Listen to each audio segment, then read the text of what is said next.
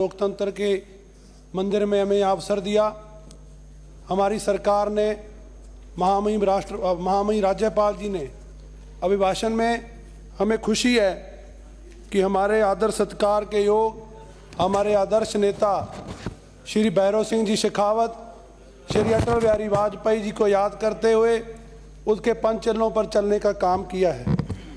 अटल बिहारी वाजपेयी जी ने देश के कोने कोने पे बैठे किसानों के लिए, देश के गांव ढाणियों के लिए जो योजनाएं बनाई, वो देश के पहले ऐसे प्रधानमंत्री हुए जिन्होंने खेत में काम करने वाले मजदूर से लेकर के नेशनल हाईवे तक की चिंता की, तो वाजपेयी जी ने की। वह भैरव सिंह जी शेखावत को मैं याद करना चाहूँगा। हमारे गंगानगर हनुमानगढ़ कृषि प्रधान जिले के लिए सबसे ज़्यादा चिंता अगर भैरव सिंह जी ने की तो उसका हम धन्यवाद देते हैं कि ये सिंचाई पानी से चलने वाले जिला, सबसे ज़्यादा रिकॉर्ड तोड़ पानी अगर किसी सरकार राजस्थान की में चला तो आईजीएनपी में 14,000 क्यूसेक अगर चला तो भैरव सिंह जी शेखावत के राज में चला। उसके बाद की भी कोई सरकार उस तरीके से काम नहीं कर पाई। मुझे खुशी है कि सरकार ने उनके पदचिन्हों पे चलते हुए अंत्योदय के संकल्प को साकार करने का मकसद ठान लिया है। हमारे पैरा 24 में कृषि क्षेत्र के जीडीपी की चर्चा माननीय राज्यपाल जी ने की है।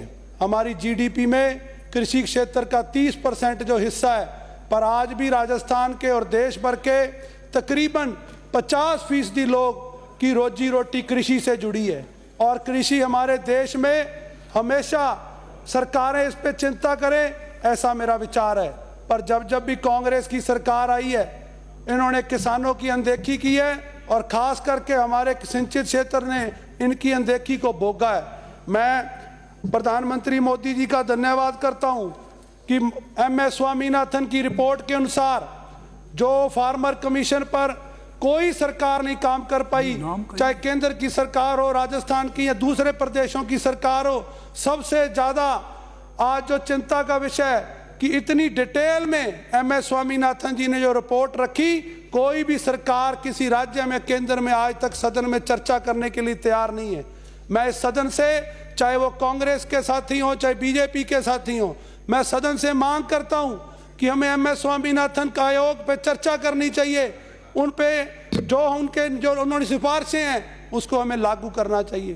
प्रधानमंत्री मोदी जी ने लागत का 1.5 गुना हमारा किसानों को देकर करके जिस तरीके से MSP बढ़ाई है, उसका लाभ पूरे देश के कोने कोने में बैठे किसानों को हो रहा है। केंद्र की एजेंसियां चाहे FCI CCI हो, अपने माध्यम से खरीद कर रही हैं, पर हमारी कांग्रेस की सरकार ने 5 साल में ना सरसों खरीदी, ना जौ खरीदा, ना चना खरीदा, ना मूंग खरीदी। 5 साल में खरीद के नाम के औपचारिकता करके रह गए। 5 साल में किसान इनके मुंह की तरफ देखता रह गया। साथियों, आज एक जिस तरीके से प्रधान भजन लाल जी ने बोनस देकर के किसानों को भरपाई देने का काम किया है, 125 रुपये बोनस देने का मैं स्वागत करता हूं। किसानों को गेहूं पर 125 रुपये दे करके आज किसानों के हाथ पकड़ा है। मैं भजन लाल जी का इसके लिए स्वागत करता हूं। आज मैं पैरा 26 में जो इंटरनेशनल ईयर ऑफ मिलेट्स पर बात हमारे माननीय राज्यपाल जी ने रखी है, ये पूरे राजस्थान के लिए गौरव का बात है। हम पूरे देश में जहां राजस्थान 28% तक कंट्रीब्यूट करता है, हमारे राजस्थान का चाहे किसी भी विधानसभा क्षेत्र से चुन के आने वाला माननीय सदस्य हो, उसको मिलेट्स के ऊपर ध्यान देना चाहिए। हमारी सरकारों को इसके ऊपर ध्यान देना चाहिए। अंतर्राष्ट्रीय लेवल पर हम अपने मिलेट्स को किस तरीके पे ख्याति दे सकते हैं, हमारे किसानों को उनके द्वारा उत्पादन किए गए मिलेट्स को किस तरीके देश दुनिया में हम दे सकते हैं। ये काम अगर सोच किसी ने रखी है तो माननीय प्रधानमंत्री नरेंद्र मोदी जी ने रखी है, और इसके लिए मैं उनका आभार प्रकट करता हूं। हमारे यहाँ के ज्वार बाजरा हो, हमारे यहाँ का इसबगोल चाहे जीरा हो, हमारे यहाँ बहुत सी चाहे जैतून, अनार, अमरूद, किन्नू हो, हमारी फसलें राजस्थान में बहुत पोटेंशियल है।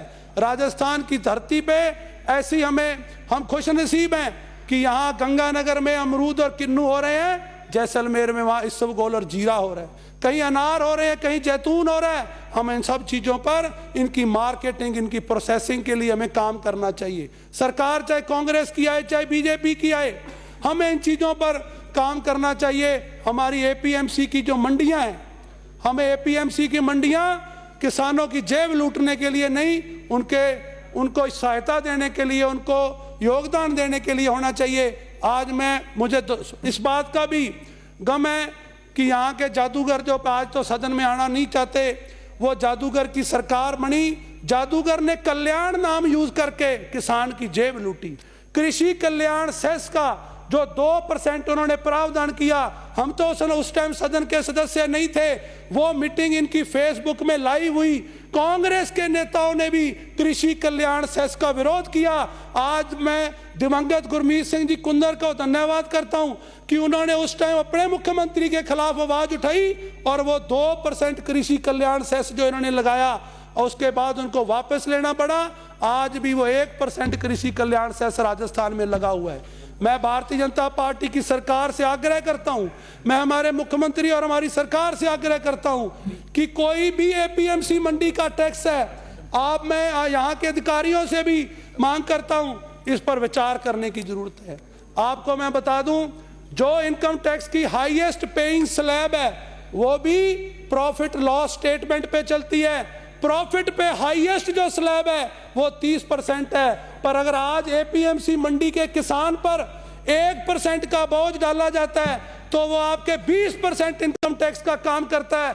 आज जो किसान अपनी पैदावार लेकर के एपीएमसी मंडी में जाता है, उस पे 2.6 का भार अगर किसी ने डाला है तो हमारी पिछली सरकार ने डाल करके उसको टर्नओवर टैक्स है, जो कि आपके इनकम टैक्स से ज्यादा सरकार पे पड़ रहा है। ये किसानों की पीड़ा में आज सदन के सामने रखना चाहता हूं। साथियों, प्रधानमंत्री मोदी जी ने आत्मनिर्भर भारत की बात की। हम आत्मनिर्भर भारत में हमारे राजस्थान के पास पोटेंशियल है। हम पूरे देश का 46.7%